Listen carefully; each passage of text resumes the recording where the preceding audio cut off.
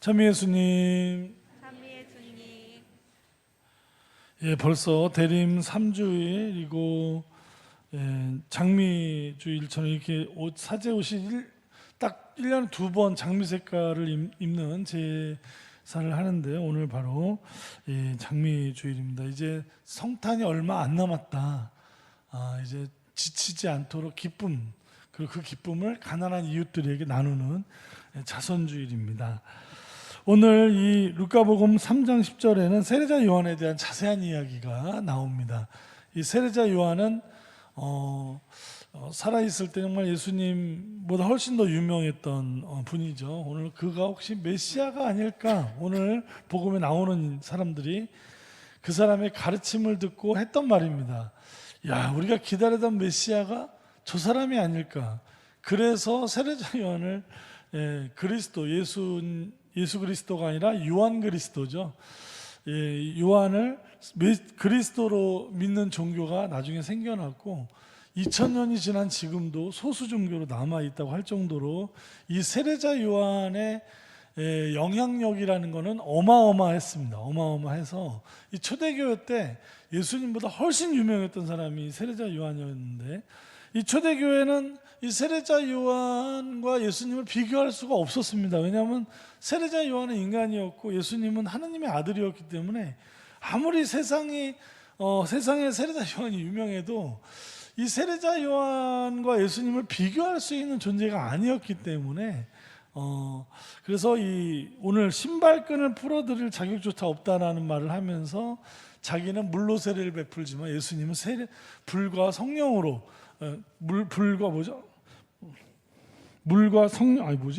성령과 불로 세례를 주신다, 이런 이야기를 할 정도로 세례자 요한을 예수님의 길을 준비한 이사야서에 나오는 예언자로 이렇게 자리매김을 초대교회 제가 하게 되는데요.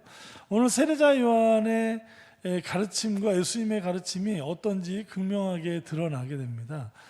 특별히 이 세례자 요한은 오늘 여기 성서에 나와 있는 말씀대로 옷을 2벌 가진 사람은 못 가진 이에게 나눠주고 먹을 것도 나눠주고, 이렇게 어떤 행동의 변화, 회개라는 것은 물로만 씻는 것이 아니라 삶의 근본적인 변화로서 하느님의 자녀로 낳는 거지, 그냥 물만 맨날 첨벙첨벙 빠진다 그래서 죄가 없어지는 것이 아니다, 하느님의 백성이 되는 게 아니다, 이 얘기를 했던 것입니다. 어떤 삶의 근본적인 변화. 그래서 세례자 요한은 바리새이들하고도 굉장히 다르죠. 바리새이들이나 율법학자는 무슨 법을 잘 지키고 뭐 이렇게 제사를 잘 하는 것이 하느님의 자녀로 사는 것이었는데, 세례자 요한은 그런 말은 한 번도 하지 않고 너의 삶의 자리, 군인들은 더 갈취하지 말고 봉급에 만족하고 또 뭐라 그러죠?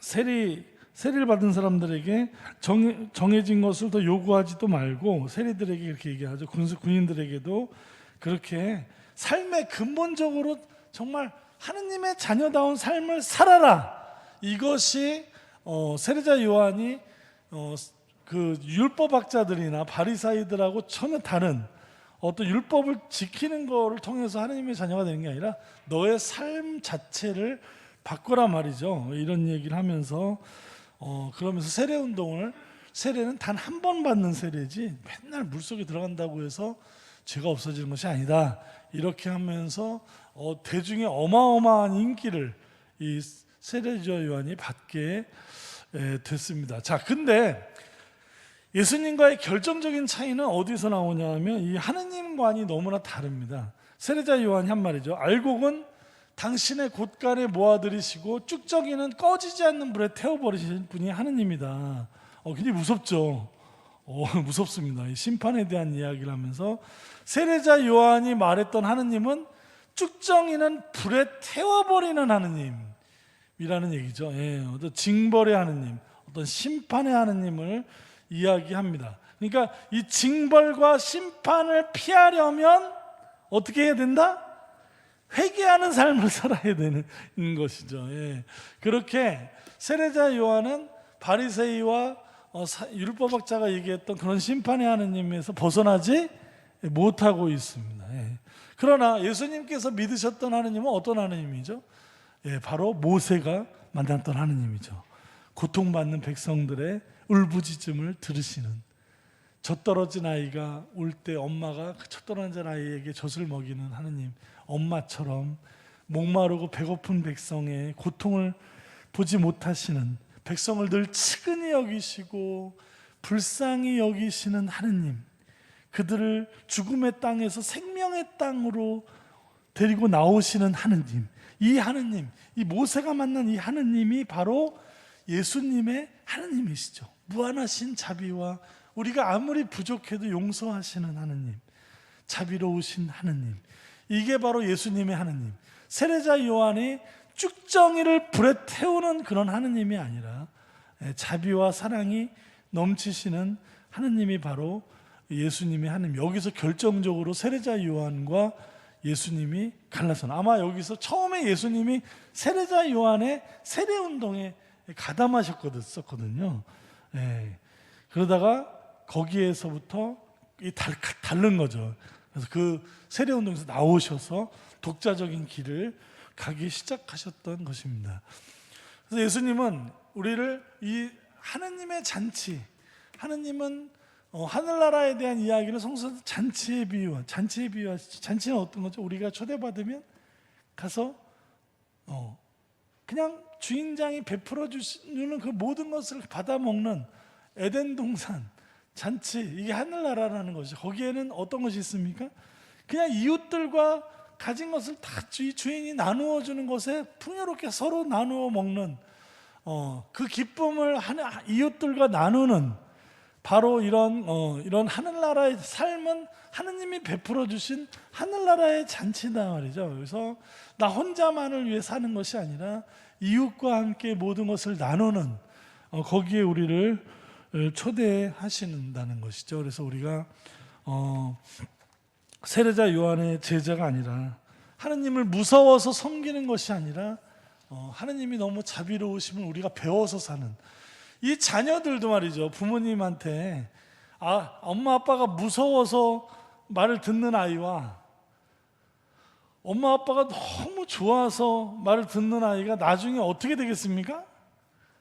상황이 전혀, 말을 지금 처음은 다 듣는 것 같지만 상황은 전혀 다르죠. 엄마 아빠가 좋아서, 엄마 아빠가 존경스러워서 부모를 존경하는 아이들, 이게 정말 제대로 된 교육이죠. 요즘에는 애들은, 우리 대한민국 교회만 그래요. 대한민국 가톨릭 교회만 전 세계에서 가장 민주화된 교회. 종교의 자유가 있는 거잖아요. 그러면 그래 그거 어디서 많이 들어본 얘기는 그 종교의 자유 있지 이러면서 그냥 같이 성당에 안 나가는 애들을 부모가 따라가 버리는, 이런 종교가 아주 민주적인 종교, 한국 가톨릭 교회. 민주적이죠. 아주 민주적입니다. 초등학교, 중고등학교와 청년과 어른이 다 찢어져서 성당을 다니는 가정 해체적인 종교. 우리 청년들은 참 내가 이렇게 얘기하면 까르르 막 웃어주고 귀여워 죽겠어. 너무 귀여워. 참 이런 얘기를 해도 우리 성당 어르신들은 그냥 별로 안 웃으시는데, 가끔 이무사와 요즘에는 가끔 온다는 얘기를 해도 고마워요. 아니 사실이 그러니까 아주 가정 지극히 성가정 해체적인 교회가 이 한국 가톨릭 교회죠. 안 망하는 게 이상합니다. 진짜 하느님은 계셔요.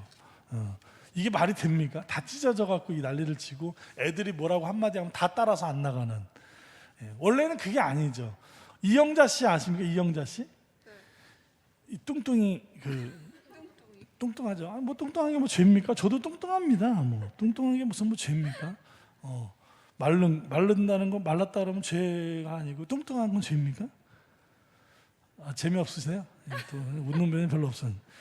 아니 이분은 텔레비전 프로, 어린아이들 하는 프로에 나와서 어떤 아빠를, 성당 다니라고 했던 아빠를 막 공격을 하면서 내가 우연히 또 그걸 봤어요.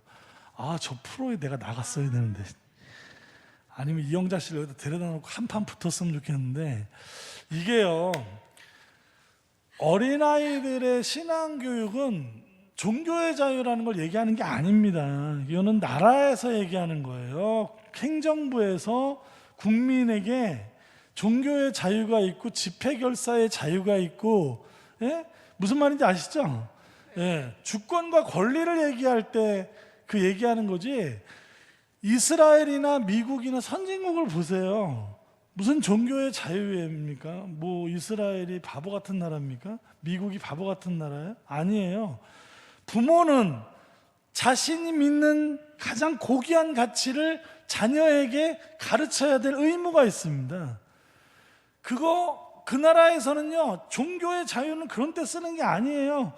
그거를 가르치지 않는 부모는 무책임한 부모입니다. 왜냐하면 아이들이 어릴 때부터 가장 고귀한 가치를 알고 자라서 자기들이 일생 살면서 어떤 환난이나 무엇이 왔을 때 흔들림 없이 가게 할 수 있는 내면의 힘, 정신의 힘입니다. 부모가 돈을 벌어서 자녀에게 많은 유산을 그 유산이 그 자녀를 지켜줄까요?